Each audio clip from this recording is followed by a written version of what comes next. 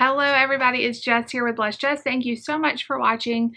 Welcome to another weekly Bible study. We are going through the book Without Rival by Lisa Bevere. I am really enjoying this. This is going to be part 2 of chapter 4, our last part of chapter 4, which so far has just been amazing for me. Comparison is something that I have been very honest with and that I struggle with, and I've talked about that on lots of my videos, and it's all about comparison, and we're going to finish up this week today. I'm sorry, I have like this weird background behind me because I'm in Nate's room. They are doing some construction at our apartment, and everywhere I try to film, you can hear like the cement trucks and stuff. So I came to this room because it's kind of on the other side, so hopefully you can hear me without that mess in the background. Real life. So we're going to just jump right in on page 90, and we're going to finish up this chapter.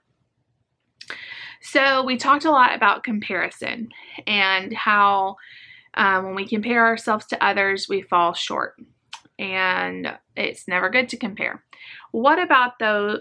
And so we talked about the 3 C's. So compare, let me read them again. Compare, commend, and what else did I miss? Oh wait, we talked about classify, compare, and commend. That's right. We talked about classify and compare last week. So we're going to talk a little bit about commending ourselves. So what is wrong about occasionally celebrating what we have done? There's a time to celebrate, like she says in here, there's a time to celebrate and applaud growth. But this issue gets tangled when we treat what was freely given as though it was a personal achievement. Fruit is cultivated and gifts are merely received. And even we're just stewards of God's gifts that He has instructed to us. So I see this a lot, and I feel myself doing this sometimes, being like, oh, look what I did. Isn't that awesome? But honestly, it's nothing I have done. Any gifts I have, any things I'm good at, it's all because God has given me the gift. And everything I accomplish is because who He is inside of me and what He gives to me on a daily basis, and all the things and the strengths and the peace and the talents and the gifts. It's all because of Him. So there's nothing wrong with celebrating an achievement, but I try and I want to do even better about remembering that when I brag on myself, it doesn't do anybody any good. But when I brag on God, not only do people not get jealous because they're, you know, if I just posted, I have 15,000 subscribers, whoop, whoop, which I am getting close to that, people will be like, okay, you know, some of you may be excited, some of you may be thinking, well, that's great, you know, or I wish I had that many, or that's nothing. I would, you know, she's crazy or whatever. But if I brag on God and share all the things that He has let me fulfill and do in my life because of the subscribers and the things I get to share with you guys and the things that He has allowed me the privilege to do, it doesn't give myself any credit. It points it all to God. And people can see if God does all this stuff for her, then He is going to do the same for me. Maybe not in the same way, because again, God doesn't love us all the same. He loves us all uniquely. So what He's given me, you may have a different gift, a different talent. Here comes the trucks on this side. I really hope you cannot hear that. Okay, she says, some people are stunningly beautiful. Others are born into families with vast wealth and privilege. A rare few are born into both. There are those who are born into very different circumstances. There are those who live in poverty, who are raised without family with connections. There are people who aren't outwardly beautiful. Some of us probably fall somewhere in the middle. Maybe you weren't raised in a palace, but if you're raised in the United States of America, or any modern country, you are far more privileged than other people in third world countries and stuff like that. No matter what any of those are, none of these dynamics have the power to ultimately write your story or affect your value. God doesn't look at the outward appearance. He looks right at the heart. It's not fair. Life is not fair. How many of us have heard that, have said that to our kids? Life is not fair. We are not born with the very same blessings, the very same exact set of circumstances. All of us have good things. All of us have bad things. All of us have strengths. All of us has weaknesses. It's not fair. Life is not fair, but there is one truth. God is just. He knows how to weigh the challenges and advantages of each and every soul in the palm of his hand. He alone holds the righteous measure. There is but one more reason why we should not compare, because there's a very real eternal flip side to everything weighed here in the temporal realm. Okay, so she goes into 2 Corinthians 10:12. And here's the verse. But when they measure themselves by one another and compare themselves with one another, they are without understanding. There are those who arrogantly compare themselves with others, and then there are those who foolishly allow the comparison to diminish what God wants to do in their lives. Yeah, the more and more you compare yourself, the more and more you diminish your calling. You diminish what God created you to do. The more and more you look at someone else's talents and someone else's gift, you downplay your own gift. Pride imbalances one end of the spectrum, while insecurity cripples the other. And we've talked about this on the spectrum of comparison. We have pride, we have insecurity. If you look at yourself and you compare yourself to others and then you feel better about yourself, that's pride, and that's wrong. If you look at yourself and you feel worse about yourself after comparing, that's insecurity. Neither one is good. Neither one of them is right. Both of those will hurt you and hurt others. There is but one true measure, Christ. He is holy, pure, and mighty. We are like an ant flexing outside our mound of dust, foolishly imagining that the anteater is afraid to approach us, when all along the anteater trembles before the lion that we just happen to rest in the shadow of. No matter how industrious, how commendable we are, it is no match for the one who has remade us. In John 5:44, it says, "How do you expect to get anywhere with God when you spend all of your time jockeying for position with each other, ranking your rivals, and ignoring God?" Why would we waste time ranking our rivals when we have been invited into the presence of the unrivaled God? Doesn't matter. Our ranking, our position, it does not matter. And this is the thing, like, I think the enemy uses comparison to distract us from our true purpose, to have a relationship with God and to spread his love. When we are so busy comparing ourselves to others, comparing this and that and feeling prideful or feeling insecure, it totally distracts us. Who cares? Like, who cares what Sally's doing over here? Joe is doing over there? It doesn't matter. God has a purpose for you, a unique purpose that only you can fulfill. It doesn't matter about anyone else. Okay. Social media, biting and devouring. Social media is a way of inviting many people and voices into your world. This can be a good thing. I love social media. I mean, I am on it like all the time because that's part of my job. And I love connecting with you guys. But it does invite people into your life. It does put other people's life right at the forefront of your mind. 20 years ago, you wouldn't know if Jane Doe bought a new car. You wouldn't know if her kids look so well behaved unless you just ran into her at Walmart. Right now, it's at the forefront of our mind, and we have to be extra super careful. And not only is at the forefront of our mind, the comments, the text is so easy to hide behind a keyboard and type out a mean response or to type out a braggy post or whatever. And it's so much easier. You probably would never say it to someone's face, but people have a lot easier time typing it out.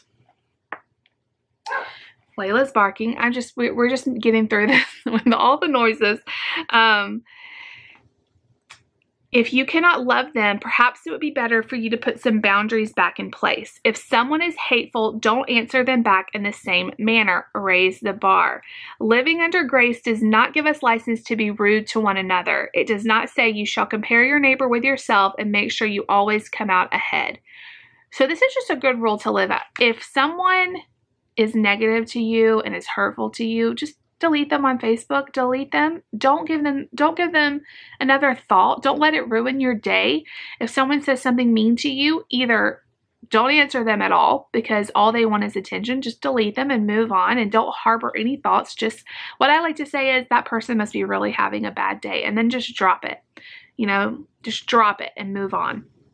If you're following someone and it just causes a lot of hurt feelings to come up in you of jealousy or insecurity, just unfollow. It's super easy on Facebook to just unfollow. You don't even have to unfriend. Paul wrote, "For the whole law is fulfilled in one word, you shall love your neighbor as yourself. But if you bite and you devour and you type out meme responses and you harbor ugly thoughts in your heart, you're not loving." You're not loving. You are getting your focus distracted. Okay. It says in the Bible that if you bite and devour one another, watch out that you are not consumed by one another. And that is two people taking chunks out of each other like a ravenous, senseless beast until both are consumed. It's not what we should model if we say we're Christians, if we say we're following Christ. It is something that has become much easier and easier to get into this trap. It's not worth it. It's not worth it. There didn't used to be such easy access to people. Now it happens in a blink of an eye. You have access to them. What I growl and bite at usually reveals the areas that I need to work on. So if you see a post about something and it immediately, even if you don't type it, but you immediately feel that feeling of, ugh, it's probably an area that you need to work on. You know, if you see someone's post about all the money they're making and you have that feeling of, that must be nice, you need to work on that because you're being jealous. You are comparing. You need to work on that. And sometimes you don't even know you're feeling that way until you have that moment. Like, oh man, I didn't even realize I was struggling with this. It was even an issue for me. There is a vast difference between inspiring others and inciting jealousy, just as there is a vast difference between inviting others in and intentionally making others feel left out. I see this a lot on social media.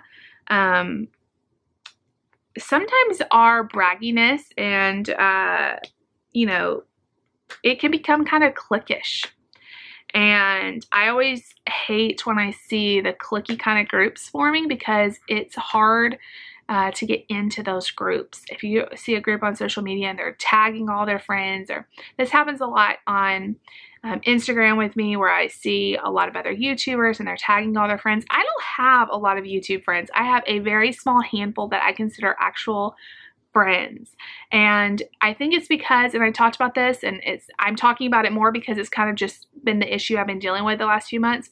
I think it's because I don't fit into a certain box. I feel like all the Weight Watchers, you know, have each other. All the keto people have each other. There's all these different subgroups of YouTube, and I don't really fit into any of those. And so sometimes I feel left out. You know, I have a post on Instagram or a collab or whatever. And that can be really hurtful. And so it's hard because it's okay to have friends, and it's probably an issue I just need to work on. But when you have these groupie kind of things, it's always good to invite others in as opposed to making others feel left out. I don't ever want to do that. I always want to make everyone feel like they are included. And I don't know if I'm saying that right, but yeah. Okay. Rivalry will rob you unless you learn how to turn what the enemy meant for bad into what God can use for good. Okay, so the next part she talks about is how rivalry can depersonalize someone. And she reads this chapter, Galatians 5:19 through 21. Go back and read that if you haven't. But she talks about how rivalry depersonalizes someone, tries to make someone fit into a different mold. We are all unique, and we need to celebrate our uniqueness. If we were all the same, our life would be so boring. So what does it mean to depersonalize someone? It's a way of stripping someone of their personhood. It deprives them of their individuality and unique personality. The Nazis depersonalized the Jews until the German people no longer saw individuals made in the image of God. That's how that happened. You know, all the time I think, how in the world did people just let them get away with killing all these Jews? depersonalized them. They made them seem like not human. And instead of seeing them in the image of God, which they were, they saw a collective problem that did not reflect their image. Sadly, this tactic is still in use in our day, both for groups and for individuals. People are far too quick to resort to judging and name-calling. People have hearts. Whether or not you realize it, electronic words still wound. And I think this is so key because it's on a keyboard, because it's on a text. Some of us think it doesn't hurt as bad, and it does. We need to be very careful. It is easy to be brave from a safe distance. It's easy to type it out to someone in a post. I see this on every single, I can't even read Facebook posts anymore, like company ones where you have thousands and thousands of comments. Read a post for McDonald's. Read a post for Macy's, whatever it is. It doesn't matter what it is.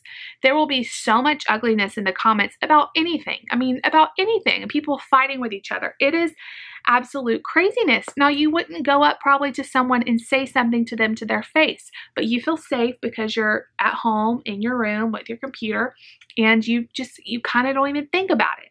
And it's become a huge problem in our culture. Okay, how to rebuke and correct. There is a way to rebuke and correct. Okay, how to rebuke and correct is the next page. The next page is on 95. What if someone is in the wrong? How is the proper way to correct them? Shouldn't if Burger King posts okay, maybe that's a bad example, but say Burger King posts this thing and they have a misspelling or they have the wrong information. What is a way? So many of us think we're just helping. We're just fixing what they messed up, but it's very mean. And maybe Burger King won't take offense, but if you correct me and I'm making a post about my kids and then you correct me in a way where I don't really know that you're just trying to help, it just seems like you're picking apart my post. What is the correct way to correct? This is the Bible's answer. Better is an open rebuke than hidden love. Faithful are the wounds of a friend, profuse are the kisses of the enemy. What does the scripture mean when it encourages open rebuke? The word is open. Open hearts, open arms, open faces. We should all correct others the way we would want to hear correction. I want to be corrected by people who bring out the best in me. Friends, leaders, teachers, employers. Correction has a better chance of being received when it comes directly from someone who knows you or cares deeply about you. Okay, also, never correct someone in a text. You can't read emotion. If someone's upset at you, don't text them, hey, why are you upset at me? What did I do? They could read that so many different ways and you can make the problem so much worse. Go talk to them. Even like when I talk to my husband and I text him something, he'll be like, what was that for? I'm like, what? I just was asking. And he's like, oh, I didn't take it that way. You can't hear inflections. You can't hear the tone of voice. And sometimes you can make it worse. And never text, like she says, never text in all caps. That means you are yelling at them. A lot of people don't know that. Like, stop yelling. Okay, we have all experienced the closed rebuke. It's when people correct you behind your back. When people navigate the need for your correction without your involvement. You need to question the sincerity of their rebuke. This hurts the growth process. Correcting someone on social media channels is, okay, here we go. Highlight and star. Correcting someone on social media channels is not an open rebuke just because it's open to the public. If you read something on social media and there's something, the person's wrong about something, or you think they're wrong, or you have an opinion, scroll on, just keep going. If you have an honest problem with something that they're saying, email them. I know I just said don't do it in text form, but if you don't personally know them, call them if you know them. If you don't know them, email them and say, hey, I just had a question about this, or I don't really agree with this. What do you think? When you post on a post and you are correcting someone, you're doing it in front of everybody, and it makes that person, it starts a whole thing. So that is not the way to correct someone. Okay. Lots of people kind of fall victim to being the corrector and are always stirring up trouble. And the Bible has something to say about that. It says, as for the person who stirs up division, after warning him once and then twice, have nothing more to do with them. Don't read, okay, so she says, don't read their blogs, join their arguments, follow them on Twitter, friend them on Facebook, nothing. It is not healthy for you. Some people are just going to be this way. They're just going to be that type of person that just likes to argue. They're not worth your time.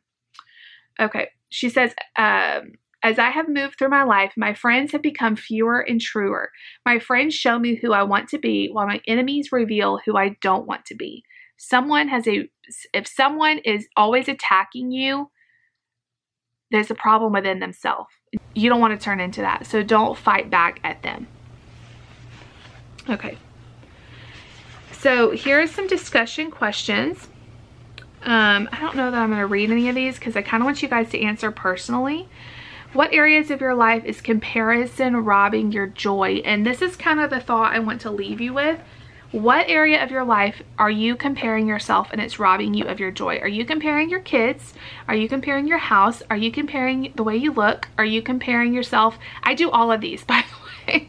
And one little example, I have compared my body to every other person's body. Like the whole game of, is she skinnier than me?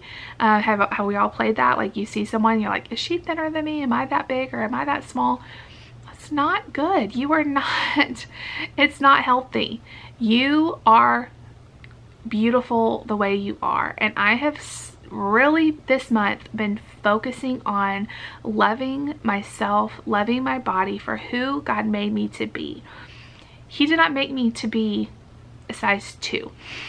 He didn't. He made some people to be that. He didn't make me. Doesn't mean I can't try to be healthier. It doesn't mean that it doesn't mean any of that. It just means I need to be okay with who I am right now because God made me and he says I'm beautiful. So comparing myself constantly to, is she skinnier than me?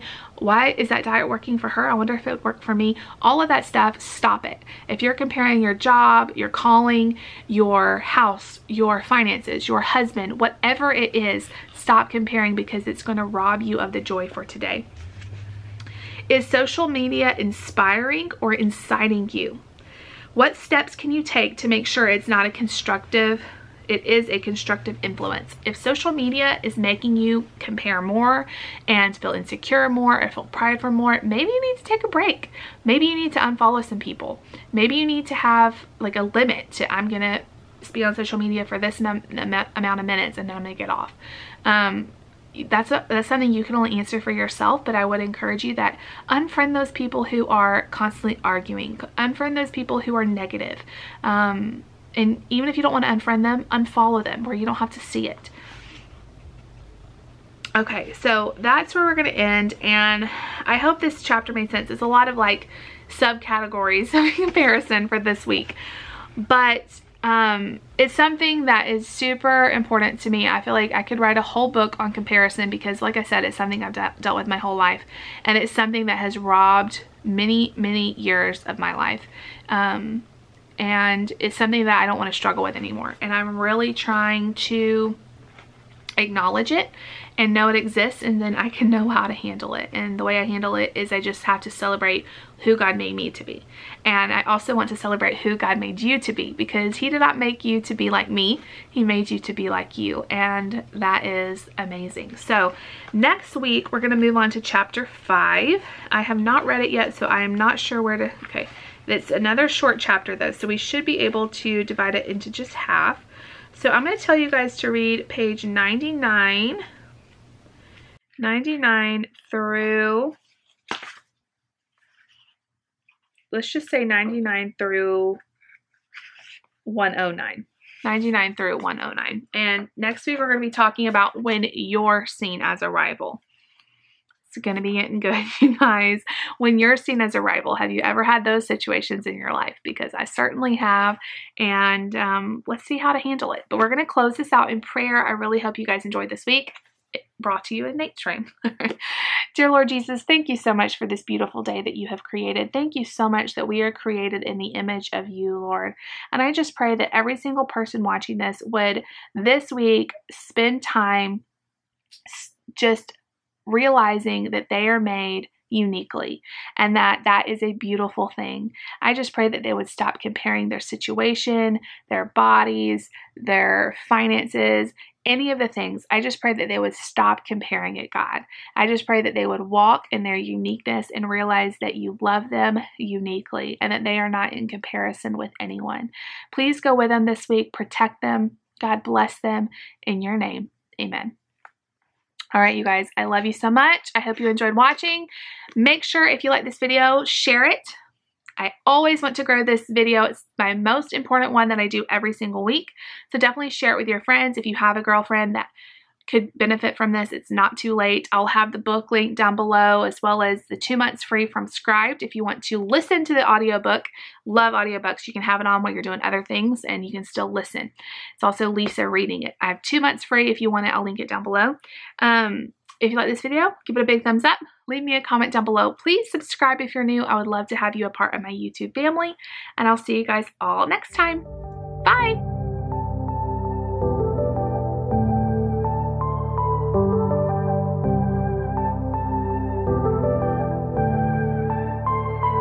Took some time, but we pointed out that tomorrow isn't here and now, baby. An absent mind came to roam around, captured you in a